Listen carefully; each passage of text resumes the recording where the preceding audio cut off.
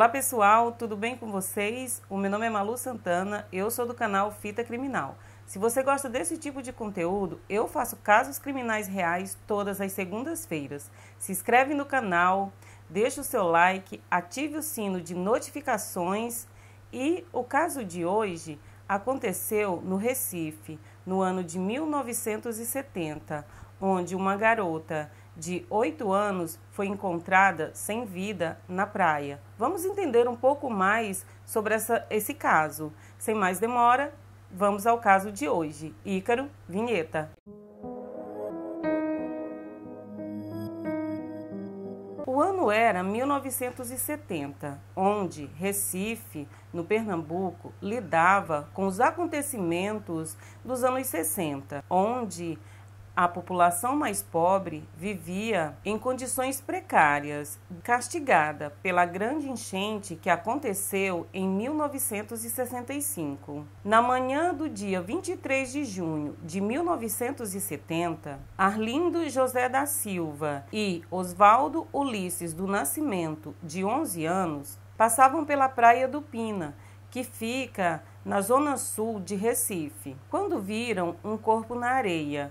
Ao se aproximaram, constataram que era o corpo de uma garota de aproximadamente 8 anos. A polícia então é acionada e curiosos também começam a se aproximar para verem o corpo da garota sem vida. As pessoas ficavam em choque ao ver tamanha crueldade. O corpo da garota estava sem roupas, as mãos estavam amarradas para trás com uma corda e havia uma outra corda em volta do pescoço da garota. O corpo da garota então é levado para o IML de Recife, onde iria passar por uma necrópsia para descobrir a causa da morte. E nesse momento já havia vários rumores de que a garota havia sido abusada sexualmente e deixada nas areias da Praia do Pina. Mas isso era só rumores. As pessoas elas chegavam a essa conclusão devido à garota ter sido encontrada sem roupas. Esse caso teve grande repercussão na época na cidade de Recife. Então as investigações se iniciam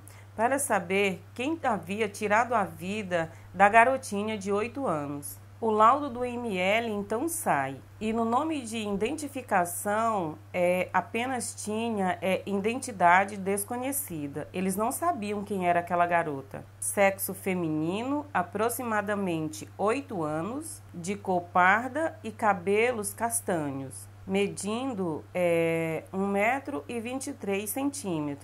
Segundo o documento, às 14 horas do dia 23, foi realizado a necrópsia, na sede do Instituto Legal. O laudo ajuda a elucidar parte do mistério que envolvia a garota, que ela não foi violada e nem morreu por afogamento. A causa da morte, de acordo com o perito Nivaldo Ribeiro, que assinou o laudo, foi asfixia por sufocação. A asfixia foi produzida por meio misto, constrição pelo laço do pescoço e aspiração de grãos de areia. Isso era o que o laudo dizia, dando um indicativo de que a garota foi amarrada e sufocada com a face na areia da praia. O laudo também indica que a garota morreu entre 20 e 21 horas do dia anterior ao que ela foi encontrada e que a vítima não apresentava nenhuma lesão de defesa. O perito também relata que ela foi amarrada antes de ser morta. Então, como eu já falei,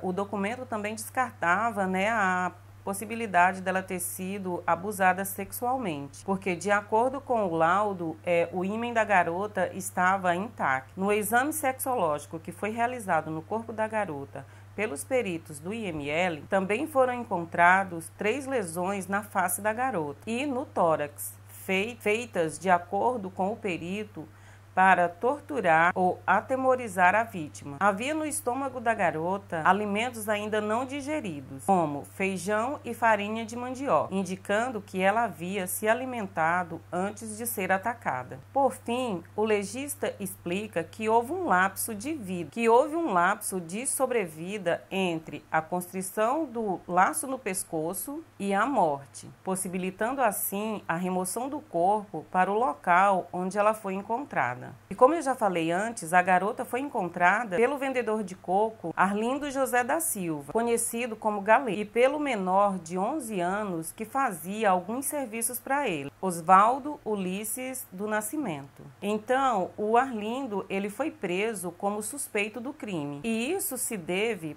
por conta das investigações. 2 dias depois que a garota foi encontrada, a polícia esteve na casa do Arlindo e teria encontrado uma calça suja de sangue. E porque também em depoimento, o garoto de 11 anos que estava com ele afirmou ao delegado ter visto o Arlindo com cordas no dia anterior ao crime e que ele havia comentado que estava procurando uma mulher para passar a noite com ele. O Arlindo havia se mudado para Recife há pouco tempo. Ele morava em uma outra cidade. Chegando em Recife, passou a vender cocos 2 dias antes da menina ser morta. Então o Arlindo ele foi preso como suspeito, né? Em menos de uma semana o Arlindo ele foi solto. E no dia 30 de junho os policiais prenderam o mecânico Geraldo Magno de Oliveira, de 22 anos. E o mecânico ele confessou o crime.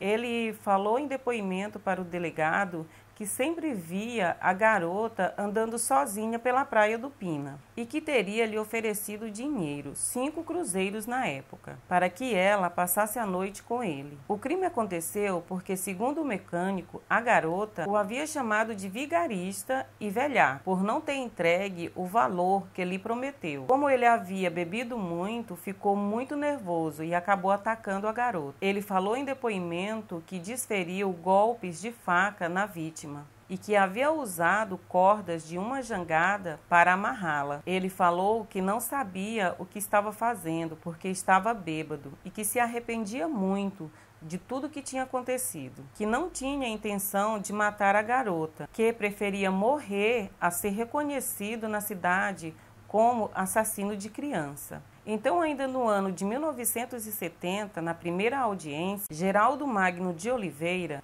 negou a autoria do crime e deu depoimentos contrários que ele havia falado antes, alegando ter sido vítima de coação e tortura por parte dos policiais. O juiz da época, o Nildo Neri, afirmou não ter dúvidas sobre o mecânico ser o verdadeiro assassino da garota, porque, segundo o juiz, Osvaldo Magno relatou detalhes do crime e que, pela riqueza de detalhes, tudo remetia a ele. Passou-se algum tempo, então o juiz Nildo Neri informou que o mecânico Geraldo Magno havia sido assassinado na prisão, na ilha de Itamaracá, região metropolitana do Recife. E isso aconteceu antes dele ser julgado. E em meio a tantos acontecimentos, e descobertas, ainda não se sabia quem era a garota encontrada na praia, qual o seu nome e quem eram seus pais. Segundo notícias da época, a garota só foi sepultada no dia 3 de julho e o seu corpo ficou por 2 horas exposto no IML, na esperança que alguém aparecesse em última hora para reclamar o corpo da garota.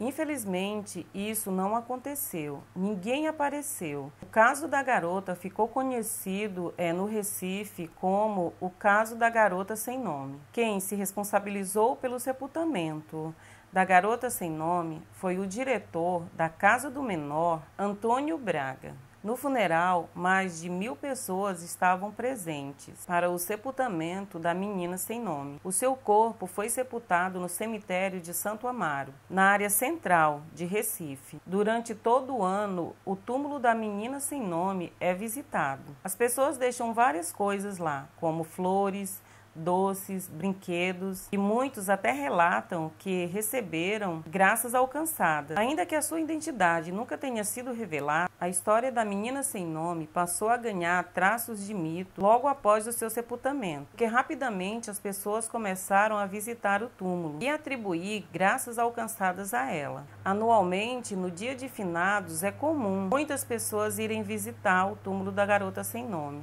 e deixar, como eu já falei, várias coisas lá: flores, perfumes, brinquedos, doces, velas e mensagens de agradecimento por graças alcançadas. A história da menina sem nome é lembrada até hoje em Recife. Esse crime deixou duas grandes lacunas no caso. Uma é o fato do réu confesso não ter chegado a receber a sentença da justiça, portanto, não ter cumprido a pena pelo assassinato da garota. E a outra é a identidade da garota, que nunca foi revelada. Continua sem nome. Bom, gente, esse foi o caso de hoje. Se vocês já conheciam esse caso, comenta, deixa nos comentários. Se vocês tiverem algumas sugestões de caso, coloca nos comentários também. E mais uma vez eu vou pedir para que vocês se inscrevam no canal, deixe o seu like, ative o sino de notificações. E é isso. Um forte abraço, fiquem com Deus e até breve.